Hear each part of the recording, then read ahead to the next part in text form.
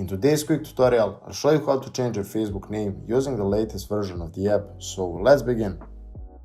First, open it and tap the menu icon, which is at the bottom right on iPhone or at the top right on Android phones.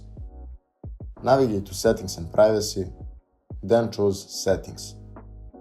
Now open the Account Center. Here, click on Profiles.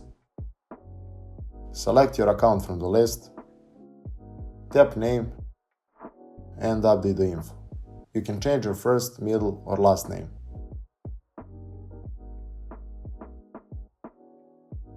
Once you're done, tap Review Change. Just remember, you can only update this every 60 days, so double check everything before tapping Save Changes. And that's it, your profile is updated.